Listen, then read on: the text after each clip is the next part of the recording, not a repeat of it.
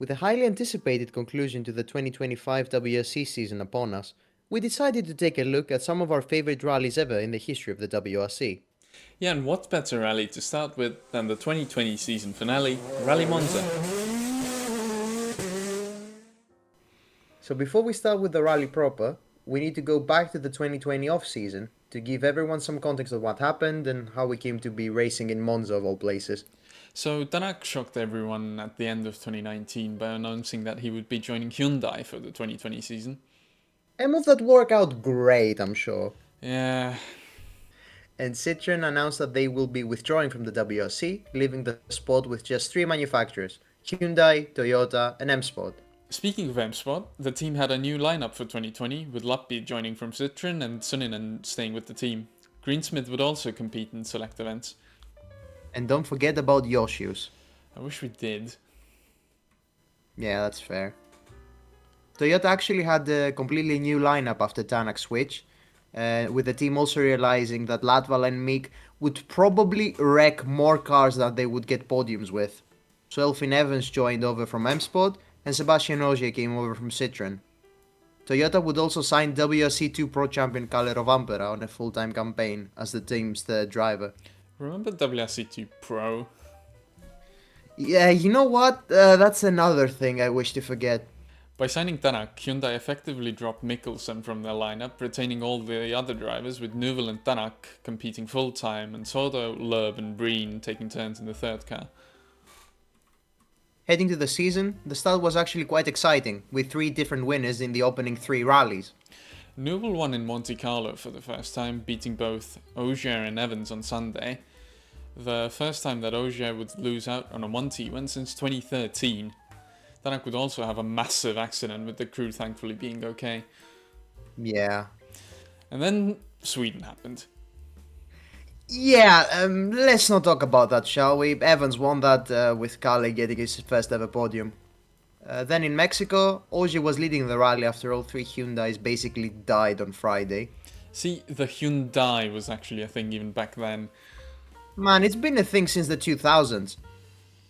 But the rally was cut short due to the COVID pandemic, with the rally's final day being cancelled so that everyone could return to Europe before the travel bans were applied. And then everything went silent for a while. Yeah, exactly. The season was put on ice, with many rallies cancelled, including the Safari, which was due to return for the first time since 2002. On the 2nd of July, the announcement came that the season would restart with an updated calendar. Rally Estonia would be the first rally back in September, with Rally Turkey following, and then Rally Sardinia. Ypres was supposed to be around in the 2020 season, replacing Japan, with the rally also visiting the Spa circuit, with a final day run in parallel to the 2020 Belgian World Rallycross round. But unfortunately, both events would get cancelled due to the pandemic. We would see Ypres go to Spa in 2021, and it wouldn't be a nice it wouldn't be a nice show, would it? Rally Monza was announced to be the final round of the season on the 9th of October. This meant that Italy became the first country to host two WRC events in one season. The rally was based in the Monza circuit, using stages in the famous track, including the Old Oval. It would also use mountain stages near Milan. So in Estonia, Tanak won his first rally with Hyundai. Oit, oit, oit, oit, oit. Alright, calm your tits. With Craig Breen making it a Hyundai 1-2. Neuville would score no points as he broke the I-20's rear suspension. In Turkey, it was an absolute puncture fest. Literally everyone picked up at least one puncture on these stages. Let me interrupt you here. Sebastian Loeb was going to win this rally, but he picked up a puncture. He was going to lead the event on the stage that everyone got a puncture on, and he got a puncture as well. And otherwise he would have won the event in Turkey with the I-20, but he was robbed by Michelin. But at least Ogier retired, so there's that. That was cool. Yeah, Ogier retired, and Evans won the rally, meaning that combined with the fact that Tanak also went off due to a broken steering, the Welshman was now leading the championship 18 points ahead of Ogier. In Sardinia, it was actually an M-Sport 1-2 after SS1, with Teemu Sunninen winning the stage by, get this, 12 seconds ahead of everyone else. Holy shit. Yeah, but it wouldn't last long as Lappi would suffer an engine kaput on the next stage, Aw. and Suninen would lose the lead in the afternoon.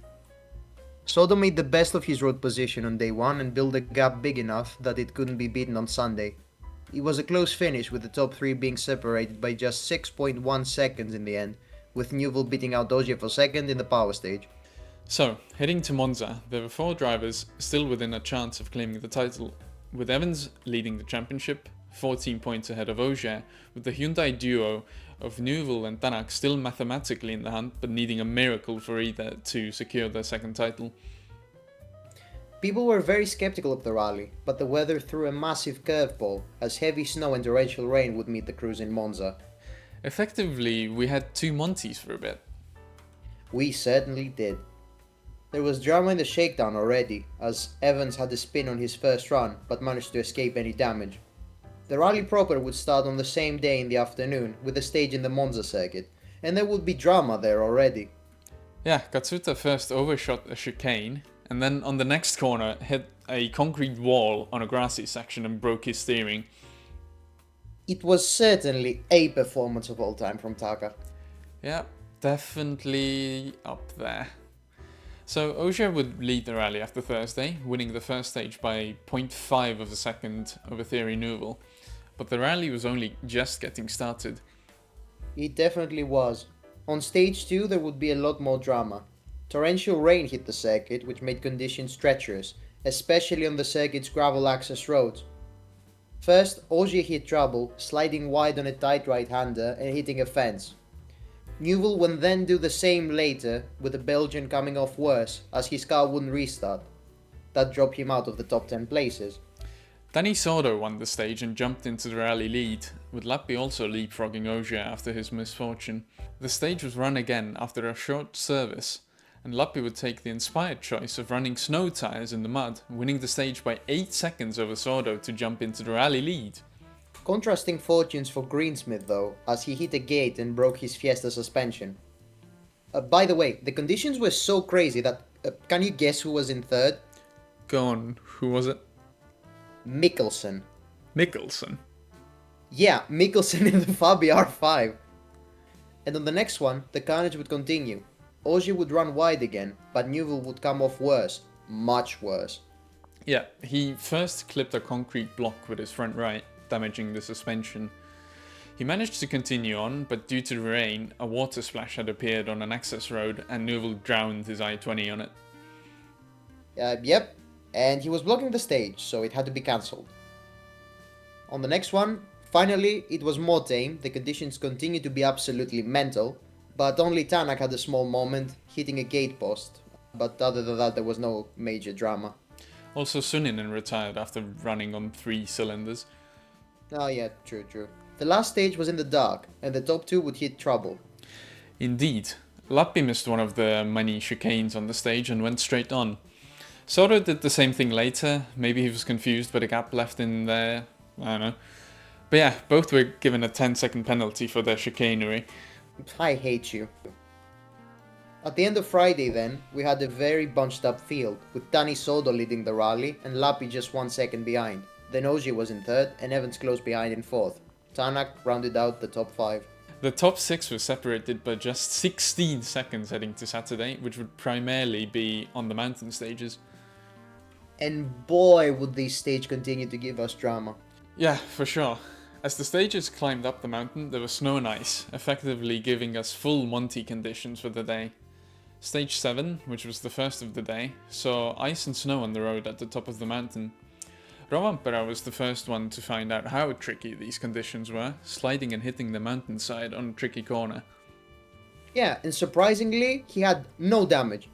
Yeah, and he only lost like 20 seconds to the stage winner. Speaking of stage winners, Ogier saw these Monty-like conditions and said, "Yep, it's time," and beat everyone on the stage, snatching the lead from Sordo. Ogier would however lose the lead on the next one, with Sordo going 5.8 seconds faster than the Frenchman, moving up to first. Veiby, who was making his debut in a WRC car, would also have a very funny off, going wide into a field, getting stuck in the mud, tried to go back, then going backwards, still stuck in the field for about 3 minutes until he was finally pushed into the road by some, well, not spectators because it was COVID, let's just say random passerbys. Picnickers. Yeah, that was Picnickers, quite yeah. funny. The next stage was the worst in terms of slush and ice, and Ogier would take full advantage, getting the lead back from Sordo. The weather would get worse in the afternoon loop, when it started to snow. The heavy snowfall took its first victims on stage 10, which was the repeat of stage 7, with Greensmith and Veiby going off on the same spot 3 kilometers from the end.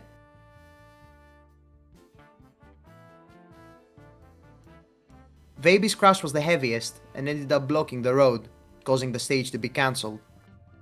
So, as things stood heading to SS11, Evans' third place saw him still leading the championship by just 4 points ahead of Ogier, but things were about to change. First, Katsuta had a spin, but that wasn't really that important in the grand scheme of things. Yeah, because as the snowfall got heavier at the higher altitude, conditions got even worse for the later runners. And that brings us to the moment you were all waiting for. Yep. As Evans approached the end of the stage, he braked too late on a patch of snow on a tight right-hander and went off the road, effectively losing him the championship. Ogier passed his stricken teammate, only just managing to make the corner and moving into a championship winning position. The continues got worse for the last two runners, with Lappi and Soda losing nearly 20 seconds on this stage alone. The saddest thing is that Lappi had 3 snow tires in the boot of the car, but M-Sport's weather crew didn't tell him that there was snow on the stage, so expecting just a damp road, he didn't put them on the car. He could have won the rally. He could have won the rally, yeah, man. He was only 16 seconds off the lead coming into this stage. God, what could have been, for fuck's sake.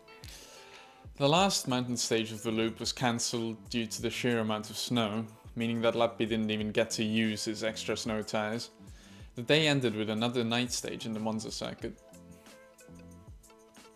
So, Ogier was now leading the rally by 17 seconds ahead of Dani Sordo, with Oitanak just 4.3 seconds behind his teammate.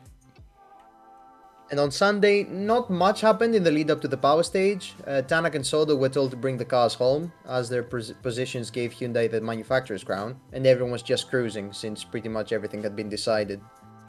On the power stage, we had an awkward moment where Takamoto Katsuta went fastest to beat Elvin Evans, who was desperate for the extra points.